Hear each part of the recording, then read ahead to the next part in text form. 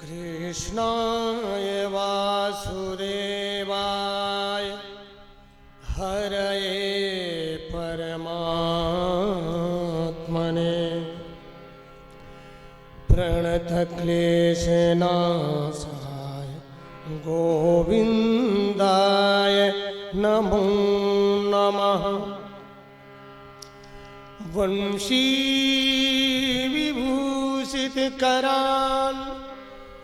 नवनीरदाभात् पीताम्बरा दरुणबिम्बफलाधरोष्टा पूर्णेन्दुसुन्दरमुखा दरविन्दनेत्रा कृष्णात् परं किमपि तत्त्वमहं न जाने।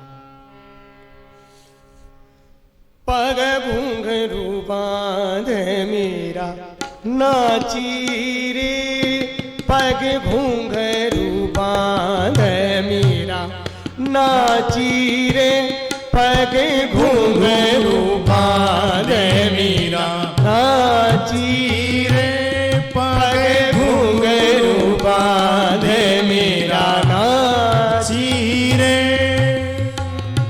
लोग कहें मीरा भई बावरी, लोग कहें मीरा भई बावरी।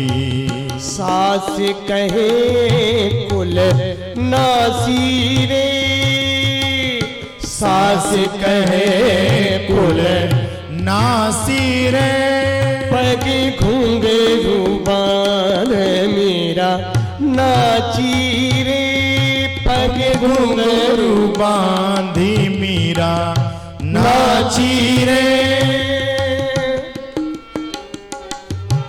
जय हो। मैं तो अपने श्री गिरिधर की, मैं तो अपने श्री गिरिधर की, मैं तो अपने श्री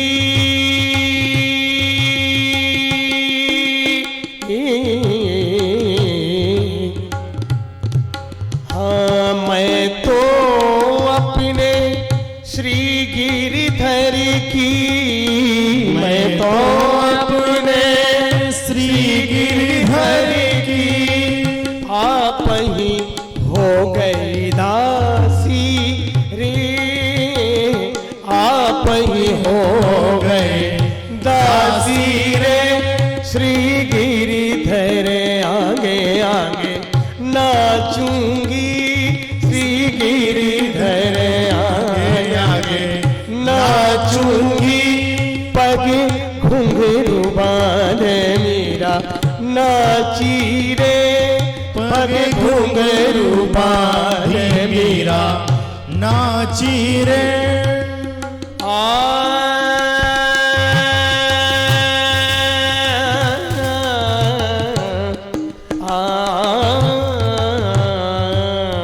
जय हो।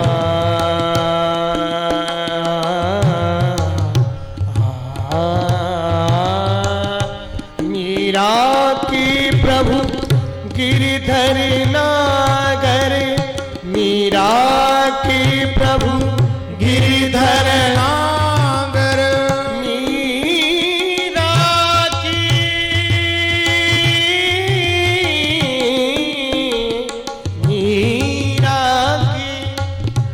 मीरा की प्रभु गिरिधर नागर, मीरा के प्रभु गिरिधर नागर।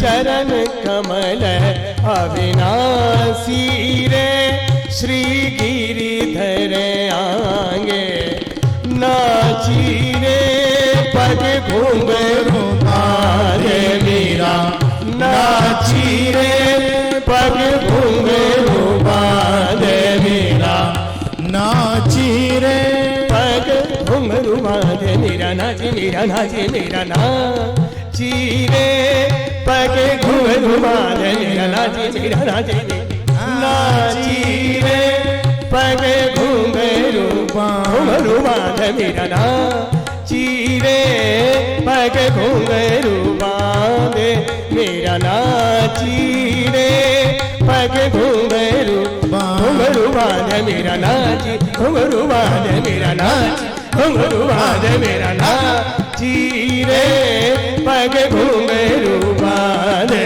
मेरा नाची रे विष का प्याला राणा जी भेजा विष का प्याला राणा जी ने भेजा राणा जी ने भेजा राणा जी ने भेजा राणा जी ने भेजा राणा जी ने भेजा विष का प्याला राणा जी ने भेजा विष का प्याला राणा जी ने भेजा पीवत मीरा हंसी रे पीवत मीरा हंसी रे पग घुंघरू बांधे मीरा नाची रे पग घुंघरू बांधे मीरा नाची रे पग घुंघरू बांधे मीरा नाची रे लोग कहें मीरा भई बावरी लोग कहें मीरा भई बावरी सास कहे कुल नाची रे सास कहे कुल नासी रे पग घुंघरू बांधे मेरा नाची रे पग घुंघरू बांधे मीरा नाची रे पग सानी रे सानी धबा मा पग मरे धबा मा पा धबा मा पा घुंघरू बांधे मेरा नाची नाची रे पग घुंघरू बांधे मेरा नाची रे पग मीरा की प्रभु गिरिधर नागर मीरा की प्रभु गिरिधर नागर मीरा की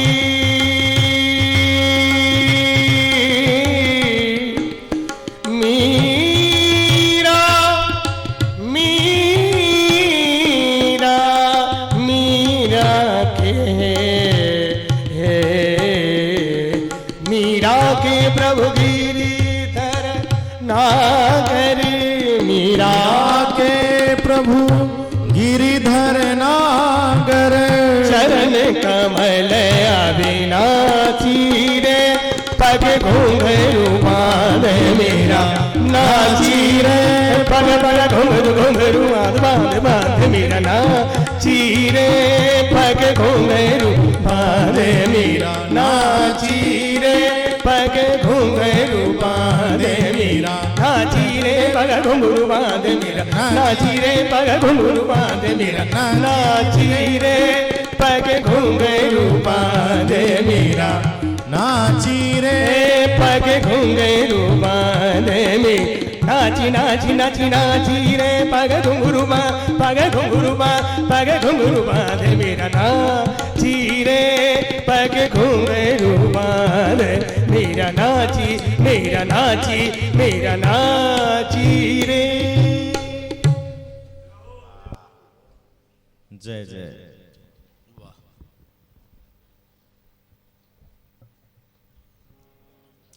श्री राधे श्री राधे ओम ओम ओम श्री राधे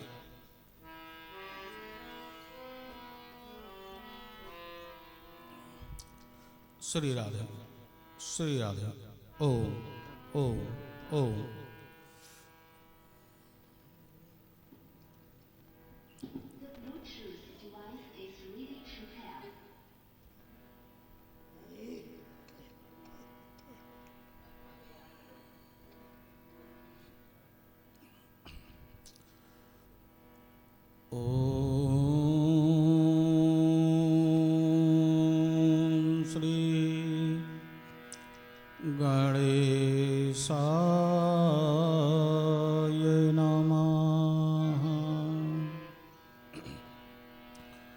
ॐ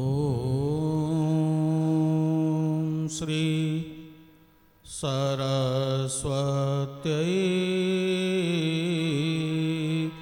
नमः। ॐ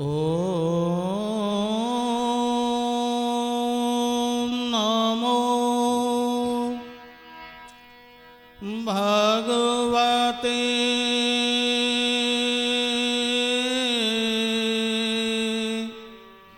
वासुदेवाय।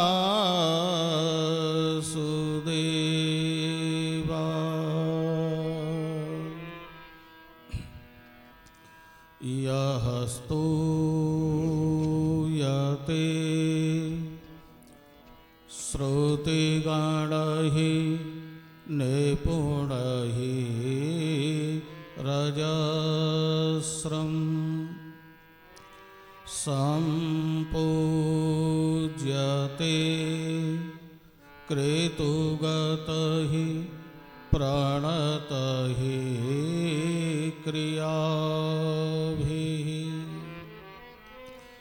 तां सर्वकर्मफलदं निजसेवकानां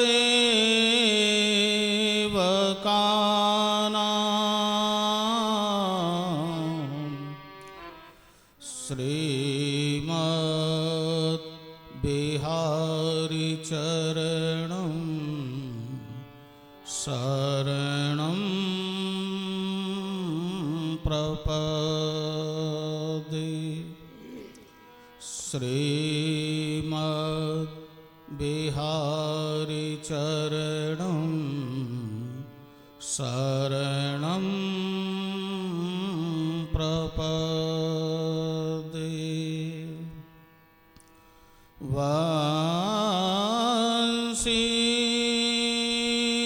विभूषित करान् नवनीरदाभात्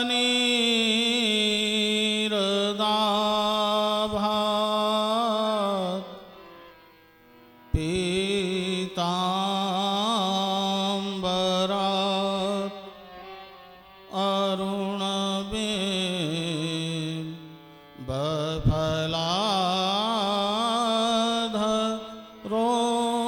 अरुणबिम्बफलाधरोष्ठात् पूर्णेन्दु सुन्दरमुखात्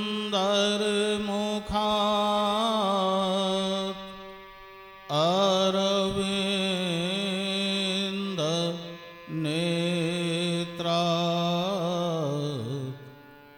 कृष्णात् परं किमपि त्वमहं न जाने। कृष्णात् परं किमपि त्वमहं न जाने। जय जय श्यामा जय जय श्याम जय जय श्यामा जय जय श्याम जय जय श्यामा जय जय श्याम जय जय श्यामा जय जय श्याम जय जय श्री वृंदावन धाम। जय जय श्री वृंदावन धाम। जय जय श्री वृंदावन धाम।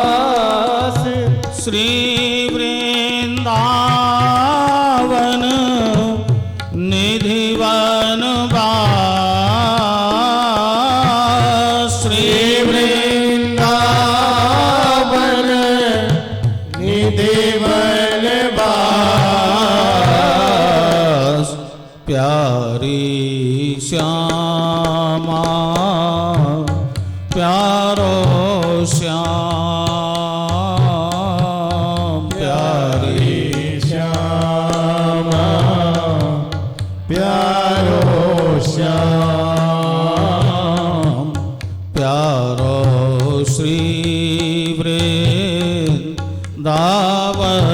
धाम प्यारो श्री वृंदावन धाम। जय जय श्याम जय जय श्याम वृंदावन धाम वृंदावन धाम। जय जय श्याम जय जय श्याम। बार बार बर मांगहु दीजय श्री हरिदास कुंज बिहारी चरण रज अरु वृंदावन बास। बोलिए श्री बांके बिहारी लाल की, श्री बालकृष्ण लाल की जय। राजा रामचंद्र भगवान की जय। श्री हनुमान जी महाराज की जय। ओम नमः पार्वती पतये हर हर महादेव।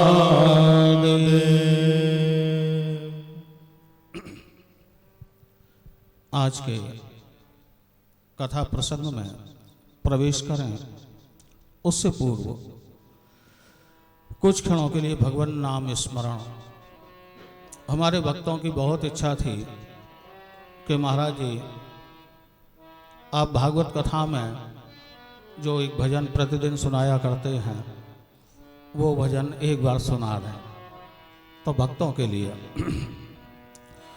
जय राधा माधव जय कुंज बिहारी। जय राधा माधव जय कुंज बिहारी। जय राधा माधव जय कुंज बिहारी। जय राधा माधव जय कुंज बिहारी।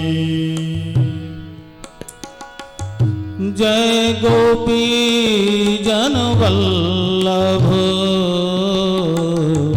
जय गोपी जन वल्लभ जय गिरवर धारी। जय राधा माधव जय कुंज बिहारी। जय हो। जय राधा माधव जय कुंज बिहारी। जय राधा माधव जय कुंज बिहारी। जय हो। श्री राधे यशोदानंदन ब्रज जन रंजन। यशोदानंदन ब्रज जन रंजन। यशोदानंदन ब्रज जन रंजन यशोदानंदन ब्रज जन रंजन यशोदानंदन ब्रज जन रंजन यशोदानंदन ब्रज जन रंजन यमुना तीर ब्रह्मचारी जय राधा माधव जय कुंज बिहारी जय हो जय राधा माधव जय कुंज बिहारी जय राधा माधव श्री राधे जय कुंज बिहारी जय हो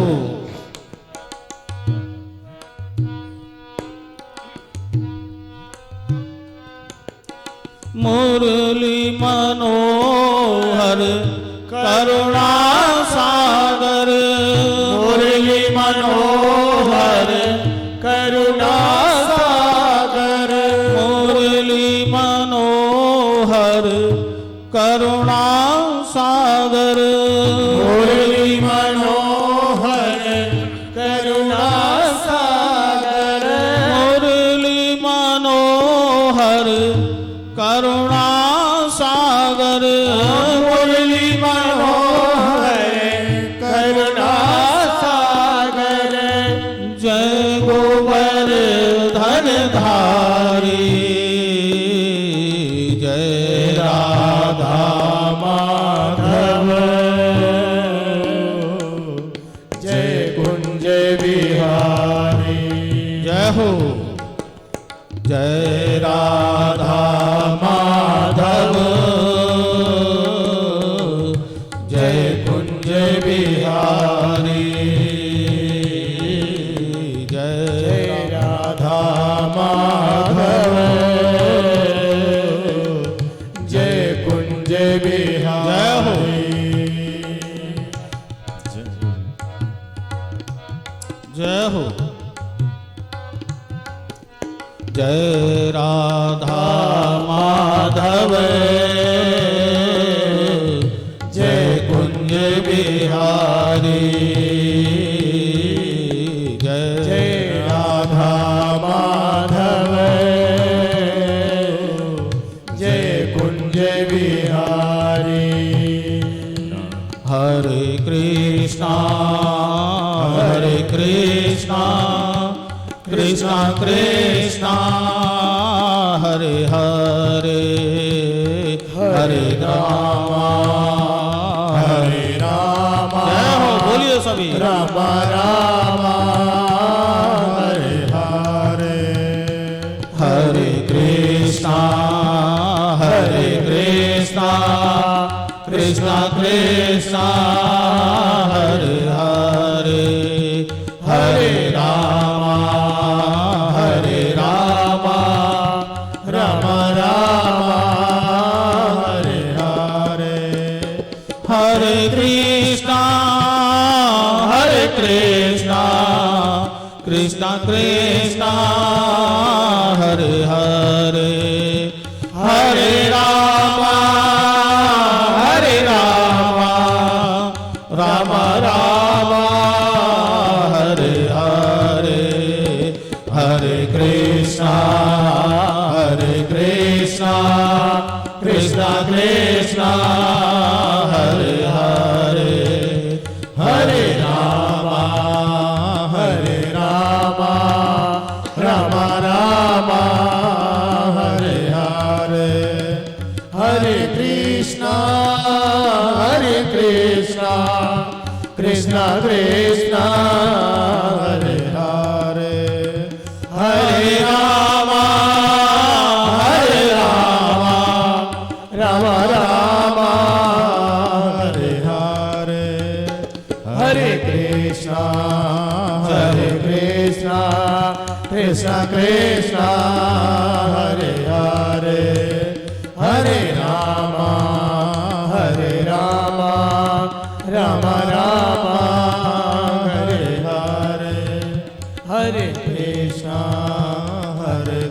कृष्ण कृष्ण कृष्ण हरे हरे हरे राम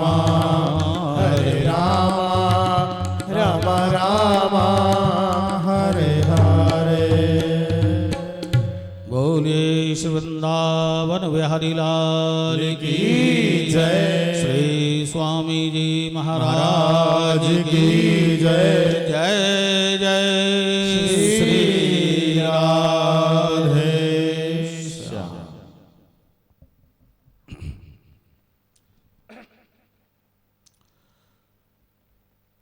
अखिल ब्रह्मांड नायक परात्पर परब्रह्म परम पिता परमात्मा भक्त वांछा कल्पतरु अकारण करुणावरुणालय लीला पुरुषोत्तम योगीराज भगवान श्री बांके बिहारी जी महाराज के श्री चरणों की असीम अनुपायनी अनुकंपा से उन्हीं प्राणाराध्य प्रभु के मंगल यश गान का सुयोग एक बार पुनः उपस्थित हुआ है।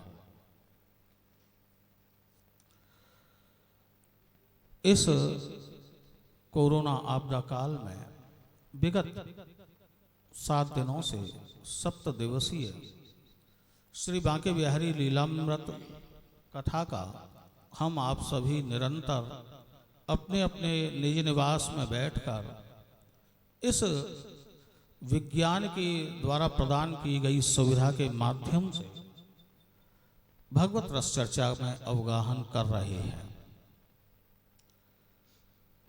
भगवान को श्री स्वामी जी महाराज श्री बांके बिहारी जी को अपनी अद्भुत निकुंज उपासना जिसे अनन्य रसिक सखी संप्रदाय से जाना गया, आगे चलकर रस संप्रदाय के उसी सिद्धांत के अनुसार श्री बांके बिहारी जी को प्रिया प्रीतम को लाड़ लड़ाते हैं। निष्काम भक्ति का सर्वोत्कृष्ट रूप निकुंज उपासना में है। तत्सुखे सुखित्वम, अपने इष्ट के सुख के सामने हमारा कोई भी अस्तित्व नहीं, उनके सुख में ही हमारी प्रसन्नता निहित है। ये भावना हमारे अंदर आ जाए तब निकुंज के रस में प्रवेश के अधिकारी बनते हैं। कल हमने आपसे निवेदन किया था कि स्वामी जी महाराज की जो उपासना है श्री हरिदास उपासना ज्यों सिंघिन को खीर, निष्काम भक्ति का उच्चतम सोपान निकुंज उपासना। निकुंज में रंग महल में केवल प्रिया प्रीतम अवस्थित हैं। इन प्रिया प्रीतम का जो स्वरूप है, इन प्रिया प्रीतम को संसार के किसी भी काल क्रम से कोई लेना देना नहीं, न किसी अवतार से, न किसी लीला से, न किसी घटना से। सृष्टि की उत्पत्ति से लेकर के विलय तक जितने भी उपक्रम हैं, उन सब उपक्रमों से सर्वथा परे निकुंज उपासी श्री स्वामी जी के उपास्य विग्रह श्री बांके बिहारी जी हैं। हमने एक दिन आपको निवेदन किया था, बांके विरदन विदित बिहारी सब अवतारन के अवतारी। ये अवतार नहीं, अवतारी हैं। इनकी ही छटा से विभिन्न विभिन्न अवतार होते हैं, वो लीलाएं करते हैं और इनमें समाहित हो जाते हैं। ये दर्शन आपने प्रथम द्वितीय दिवस की कथा में गर्ग संहिता के माध्यम से किया था। हमने निवेदन किया था कि भगवान के श्री विग्रह से समस्त अवतार किस प्रकार प्रकट होते हैं और किस प्रकार इनमें विलय होते हैं। निष्काम भक्ति का अद्भुत सोपान ब्रज में ही दर्शन होते हैं। ब्रज की जो भक्ति है ना, ब्रज की भक्ति तो ऐसी है कि भगवान प्रसन्न रहें, बिहारी जी प्रसन्न रहें, उसके बदले में हमें भले ही लाखों जन्मों तक कष्ट क्यों ना उठाना पड़े, मेरे बांके बिहारी की मुस्कुराते रहें। एक पंक्ति है ना एक शायर की, मेरे रोने से तुमको जो आए हंसी, मेरे रोने से तुमको जो आए हंसी, तो मैं रो रो के तुमको हंसाया करूं। मैं रोता रहूं लेकिन तुम मुस्कुराते रहो, तुम हंसते रहो। हम हैं उसी में राजी जिसमें तेरी रजा है। सुख दिया तब भी कोई बात नहीं, हाँ?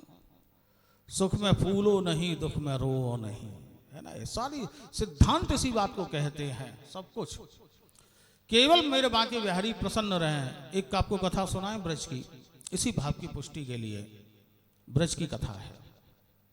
एक बार श्री नारद जी महाराज भ्रमण करते करते द्वारिका गए, द्वारिका पहुंचे। ये कृष्णावतार की कथा है। द्वारिका पहुंचे। द्वारिका में हमारे भगवान श्री कृष्ण के ऐश्वर्यमय रूप के दर्शन हैं। ऐश्वर्य रूप है। भगवान के 16,108 विवाह हो चुके हैं भगवान के। नारद जी ने विचार किया कि हम देखते हैं संसार में जिसका एक ब्याह हो जाए तो एक ही धर्मपत्नी के कारण से पति देव बेचारे चक्करघन्नी की तरह यहाँ से वहाँ चक्कर लगाते रहते, घूमते रहते हैं। इनके 16,108 विवाह। तो देखें इनकी क्या हालत हो रही होगी। तो नारद जी है ना, लीला का दर्शन करने पहुंच गए। बोले संसार में एक की मारे ये हाल है तो महाराज 16,108। जरा देखें तो प्रभु की लीला के क्या हालचाल है। पहुंचे द्वारिका। तो द्वारिका गए तो सबसे पहले विचार किया, मन में संकल्प किया कि हमारा तो काम है प्रभु की लीला प्रकट करना, उद्घाटन करना। और प्रयास में हम सब कहा करते हैं कि जहां नारद जी पहुंच जाए तो समझ लो अब कोई ना कोई कांड होने वाला है, कोई ना कोई लीला रचने वाले हैं। नारद जी ने मन में लीला रच ली और लीला रच करके सीधे रुक्मणी जी के महलों में पहुंचे। रुक्मणी जी के महलों में विचार किया कि मैं जाऊं रुक्मणी जी के कान में कोई बात कहूंगा और कोई ना कोई ऐसी बात कहूंगा कि रुक्मणी जी रूठ जाएं भगवान कृष्ण से। जाके रुक्मणी जी के महलों में पहुंचे तो क्या देखा कि रुक्मणी जी आराम से बैठी हुई भगवान को भोजन परोस रही हैं और भगवान श्री कृष्ण भोजन कर रहे हैं। जो नारद जी को देखा, रहे आओ नारद जी बैठो बैठो प्रसाद पालो। बहुत अच्छे समय पे आए भगवान ने कहा। नारद जी बोले प्रभु आप प्रसाद पाओ, मैं थोड़ी देर में आता हूँ लौट करके। नारद जी बाहर निकले, मिल गया मौका नारद जी को कि रुक्मणी के यहाँ बैठे हैं ठाकुर जी, अब चलता हूँ लीला करने। सीधे वहां से निकले, सत्यभामा के महलों में चले गए। और सत्यभामा तो वैसे ही भगवान की वामा नायिका है। देखो साहित्य में, श्रृंगार के साहित्य में दो प्रकार की नायिका बताई गई हैं। वैसे तो अनेक नायिकाओं के लक्षण हैं, पद्मिनी नायिका, चित्रनी नायिका, हस्तनी नायिका। जो श्रृंगार शास्त्र जानते हैं उनको पता है। लेकिन इन समस्त नायिकाओं को अगर अध्यात्म की दृष्टि से बांटें तो दो भाग, केवल दो हिस्से। कौन से? एक दक्षिणा नायिका और एक वामा नायिका। दक्षिणा नायिका कौन है? दक्षिणा नायिका उसे कहते हैं जो नायिका अपने पति के सामने सदा हाथ जोड़ के खड़ी रहे, सेवा में समर्पित रहे, वो दक्षिणा नायिका। घरों में बैठ करके सभी भक्तजन कथा सुन रहे हैं। प्रयास की बात है, आज तो विश्राम की बेला है, आप पूरे परिवार के साथ सुन रहे होगे। अब आपके घर में दक्षिणा है कि वामा है, ये आप फैसला कर लेना। हम तो लक्षण बता दे रहे हैं, सब लक्षण सुन लें। दक्षिणा नायिका सदा अपने पति के सामने हाथ जोड़ के खड़ी रहे और पति हमेशा सवार रहे। अभी तक भोजन नहीं बना, तुम्हें मालूम है ना 9:05 पे मुझे भोजन की थाली लग जानी चाहिए। अब 9:07 हो रहे हैं। जी अभी लाई। कभी बेचारी बोलना तो जानती नहीं, जैसे हमेशा सेवा में प्रस्तुत, उसे कहते हैं दक्षिणा नायिका। जो पति की सेवा में सदा प्रस्तुत रहे वो दक्षिणा नायिका। और वामा नायिका जिसकी सेवा में सदा पति हाथ जोड़ के खड़े रहे वो वामा नायिका। हाँ महाराज पतिदेव जरा से लेट हो गए घर आने में। देखना क्या समय हो रहा है, 5:15 हो चुके हैं। आपका ऑफिस यहाँ से 5 मिनट की रास्ते पर है। 5 बजे आपका छुट्टी होती है, 5:05 पे आपको घर के अंदर होना चाहिए। हम कुछ नहीं सुनना चाहते। 10 मिनट लेट नहीं, कल से तुम्हारा भोजन पानी बंद। महाराज अरे क्या बताऊं, रास्ते में बहुत ट्रैफिक था, चौराहे पे लाल बत्ती बहुत हो रही थी, अब आने में लेट हो गया, अब कल से ध्यान रखूंगा, मैं कल से टाइम से निकलूंगा। कहने का भाव, जो पति की सेवा में प्रस्तुत रहे वो दक्षिणा नायिका, और पति जिसकी सेवा में प्रस्तुत रहे सदा वो बामा नायिका। अब आप लोगों के घरों में कैसी है, बामा है कि दक्षिणा है, वो आप तय कर लेना अपने आप, देखना। लेकिन मेरे बांके बिहारी द्वारकाधीश के यहाँ दोनों तरह की नायिका हैं, दोनों तरह की। रुक्मिणी जी हैं दक्षिणा नायिका, सदा रुक्मिणी जी भगवान के सामने हाथ जोड़े खड़ी रहती हैं। ऐसे ऐसे प्रसंग हैं भागवत में।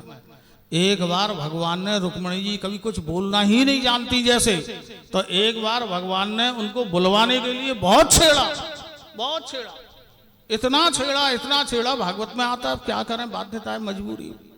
ये सारे प्रसंग ऐसे हैं कि ये तो स्वतंत्र चिंतन के विषय हैं कि कभी एक एक विषय पे रस लिया जाए, सप्ताह क्रम में संभव नहीं हो पाता। और अब तो ऑनलाइन कथा चल रही है, हम तो फिर भी मुक्त हैं कि किसी बंधन में नहीं है, कितनी भी कथा सुना लें, कम से या कम, अधिक से अधिक। कभी ठाकुर जी ने कृपा की तो एक साधन अच्छा समझ में आ गया है ये।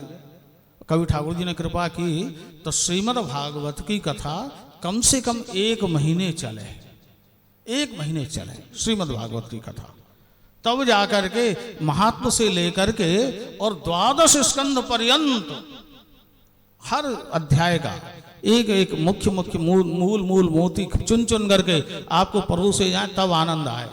ठाकुर जी कृपा करें बिहारी जी कि कभी ऐसा अवसर मिले कि 1 महीने तक आपको कथा सुना पाए। अगर आप लोगों की इच्छा है तो आज तो ये कथा तो आज विश्राम लेने जा रही है, बिहारी जी की कथा। अगर आप लोगों की भी इच्छा है तो बिहारी जी से प्रार्थना करो और थोड़ा थोड़ा सब लोग हमको सहयोग करो, तो 1 महीने हम आपको कथा श्रीमद् भागवत की आपके घर में बैठे ही सुना देंगे।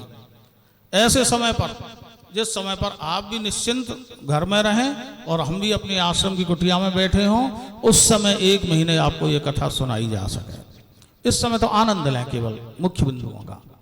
ऐसा भगवान ने बहुत कुरेदा एक दिन रुक्मिणी को, यहां तक कह दिया कि रुक्मिणी तैने भारी गलती कर ली जो मुझ जैसे से ब्याह कर लिया। हाँ, मेरे अंदर क्या गुण है, क्या गुण है मेरे अंदर, मैं काला कलूटा। हाँ, सब काला काला कहते हैं, मैया तो कलुआ कह कह के पूरे जीवन मुझे पुकारती रही, ना शकल का ना सूरत का, कोई मेरा कुल खानदान नहीं, मेरे तो मैया बाप का ही पता नहीं। कोई कहता है वसुदेव नंदन है, कोई कहता है नंद नंदन है, मेरे माता पिता का भी पता नहीं, रूप मेरे पास है नहीं, कुल खानदान मेरे पास है नहीं। और तुम कहो कि बहुत बड़ी संपत्ति कोई हो, तो संपत्ति क्या है, ग्वारिया का बच्चा, गैया चराने वाला, एक पक्का ठिकाना भी नहीं, कभी यहां कभी वहां। तुम सोचोगे बहुत बड़े वीर योद्धा होंगे मेरे पति, तो वीर योद्धा मेरे बल का क्या ठिकाना। महाराज ऐसा भगाया जरासंध ने कि मथुरा छोड़ के भागा और सीधा द्वारका समुद्र के बीच में आके बैठा। इतना बड़ा वीर जो मैदान छोड़ के रण छोड़ बन के भाग गया। रुक्मिणी जी को बहुत कुरेदा, लेकिन रुक्मिणी जी ठाकुर जी के सामने बोलती नहीं। अंत में रुक्मिणी जी को मूर्छा ही आ गई सुनते सुनते। अब बाद में रुक्मिणी जी ने बहुत अच्छे अच्छे उत्तर दिए, कभी प्रसंग चलेगा तब सुनाएंगे।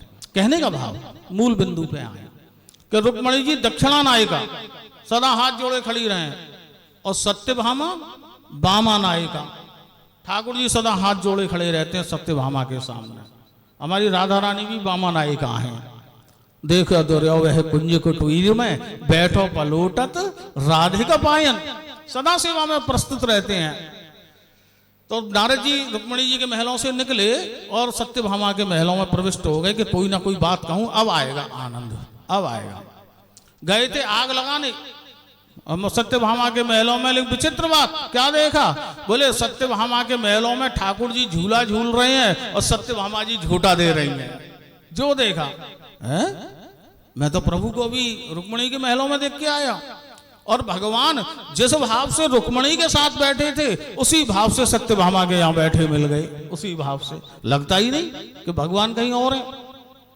आओ आओ नारद जी आओ, थोड़ा सत्संग हो जाए। बोले प्रभु रुको अभी आता हूं।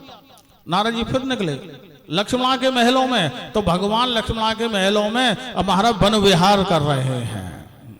सत्या के महलों में जाम्बवती के महलों में, श्रुतकीर्ति के महलों में, सब जगह जगह जिस जिसके महल में गए भगवान वहीं पहले से बैठे बैठे मिले नारद जी को। नारद जी को चक्कर आ गया। 16,108 महल और भगवान सबके पास में ऐसे रह रहे हैं। देखो भैया, भगवान की यही तो विशेषता है।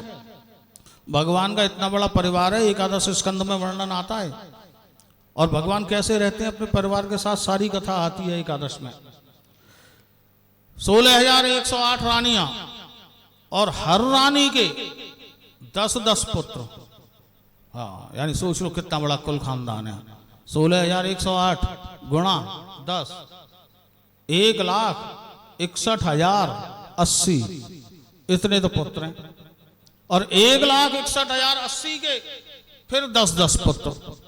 अब समझो कितना बड़ा परिवार, इतना बड़ा परिवार। लेकिन मेरे बांके बिहारी को देखो, भगवान कृष्ण को हर परिवार के सदस्य के साथ ऐसे रहते हैं कि हर किसी को ये लगता है कि भगवान केवल मेरे हैं, मेरे अतिरिक्त किसी के नहीं, केवल मेरे हैं।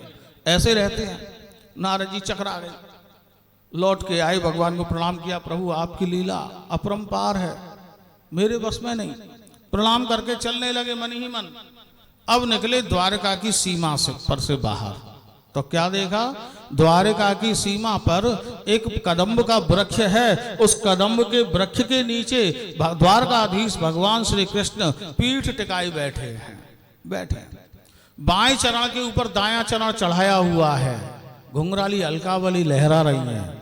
मस्तक पर केसर कस्तूरी का तिलक लगा है, चंदन चर्चित ललाट है और भगवान के नेत्र बंद हैं। नेत्रों से अविरल आंसुओं की धारा बह रही है और वो अश्रु भगवान के पीतांबर को भिगो रहे हैं। जो नारद जी ने देखा, प्रभु के चरणों में गिर पड़े। प्रभु आओ आओ नारद जी बैठो। मेरी समझ में एक लीला नहीं आई। मैंने रुक्मिणी के महलों में देखा, सत्यभामा के देखा, लक्ष्मणा के देखा, जाम्बवती के देखा, 16,108 रानियों के महल में देखा। सब जगह आप प्रसन्नता से विहार करते मिले।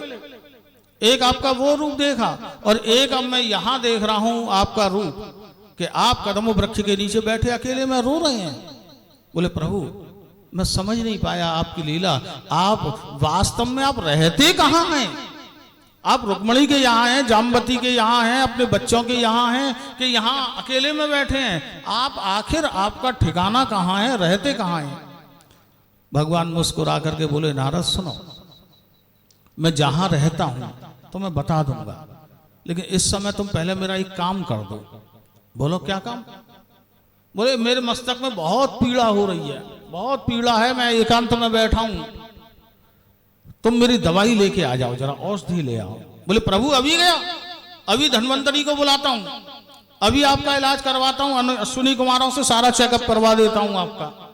आप क्यों चिंता करते हैं? बोले नहीं नहीं नहीं, अश्विनी कुमारों के पास मेरी औषधि नहीं है, मेरी औषधि धन्वंतरी जी के पास भी नहीं है।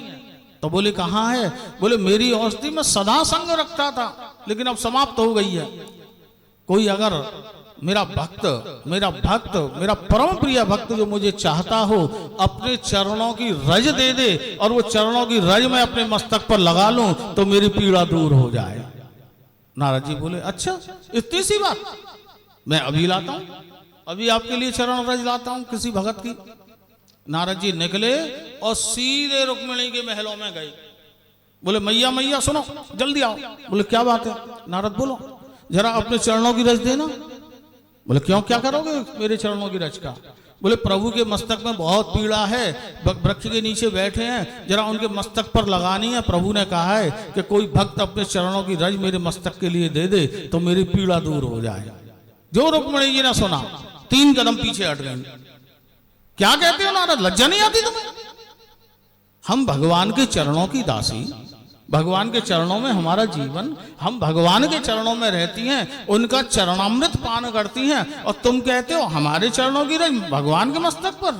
नहीं नहीं नारद, ये पाप हमसे नहीं होगा। नारद जी वहां से निकले, सत्यभामा के महलों में मना कर दिया, जाम्बवती लक्ष्मणा सबके महलों में गए, 16,108 महलों में गई, सब रानियों ने मना कर दिया, कोई सी चरण रज नहीं दी। वहां से लौट करके आई।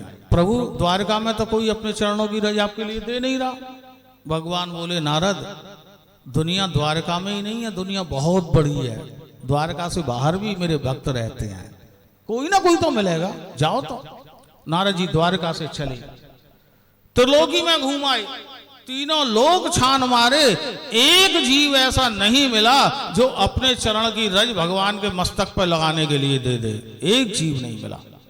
नारद जी महाराज थके हारे लौट करके द्वारका जा रहे थे कि अचानक वृंदावन के किनारे से निकले, वृंदावन के किनारे से, वृंदावन के किनारे, यमुना किनारे से निकले तो क्या देखा नारद जी ने कि यमुना किनारे कदम्ब वृक्ष के नीचे श्री राधा रानी विराजमान है और राधा रानियों को चारों ओर से गोपियों ने, सखियों ने घेर रखा है। सभी समाधिस्थ अवस्था में उस भगवान श्री कृष्ण का स्मरण कर रही हैं भगवान को।